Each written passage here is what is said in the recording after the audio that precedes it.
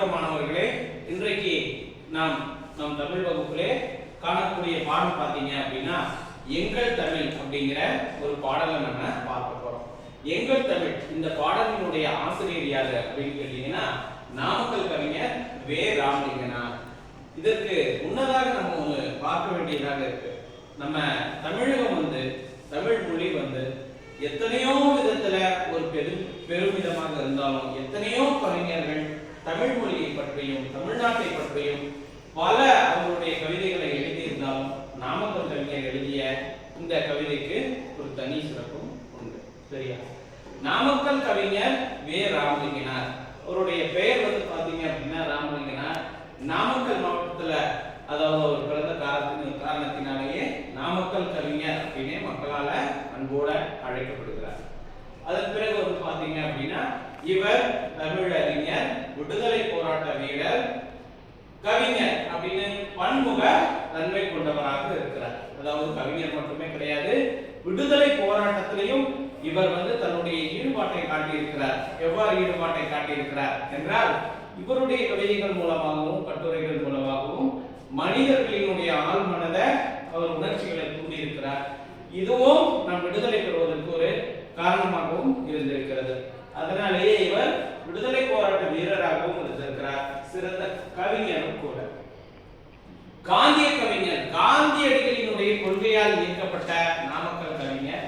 அதாவது காந்தியடிகளுக்கு என்று ஒரு சில கொள்கைகள் இருக்கிறதா, அந்த கொள்கையால் ஈர்க்கப்பட்ட நம்ம நாமக்கல் கவிஞர் காந்தியத்தை பற்றி பேசி காந்தியடிகளை புகழ்ந்து பாடியதால் இவருடைய காந்தியடிகளினுடைய விருப்பமானவராக இருந்த காரணத்தினால் மக்களால் காந்திய கவிஞர் என்றும் இவர் அழைக்கப்படுகிறார்.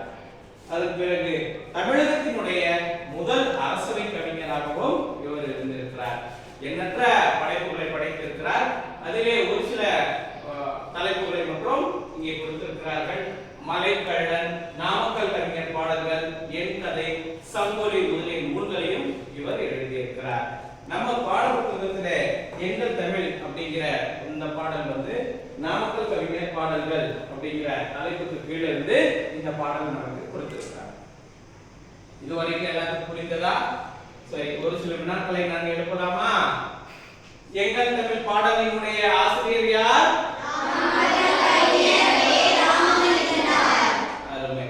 அவர் பன்முகத்தன்மை கொண்டவர் அல்லவா? அவர் என்னென்ன திறமைகளை வைத்திருந்தார்? விடுதலை போராட்ட வீரர், கவிஞர். அவர் யாரை புகழ்ந்து பாடினார்? காந்தியடிகளை புகழ்ந்து பாடினார். ஆகவே அவரை நாம் எவ்வாறு அழைக்கின்றோம்? காந்திய கவிஞர் என்றும் அழைக்கின்றோம். அது மட்டும் இல்லாமல் எந்த பதவியையும் அவர் வகித்தார்?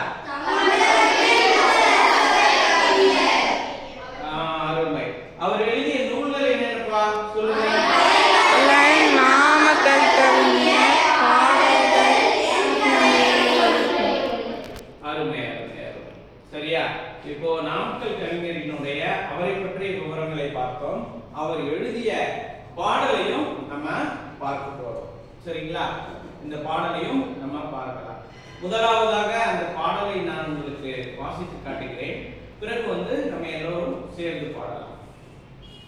அருள்நெறி அறிவை தரலாகும், அதுவே தமிழனின் குரலாகும். பொருள் பெற யாரையும் புகழாது, போற்றாதாரையும் இகழாது. கொல்லாவிரதம் குறியாக, கொள்கை பொய்யா நெறியாக. எல்லா மனிதரும் இன்புறவே, என்றும் இசைந்திடும் அன்பரமே. அன்பும் அறமும் ஊக்கிவிடும், அச்சம் என்பதை போக்கிவிடும்.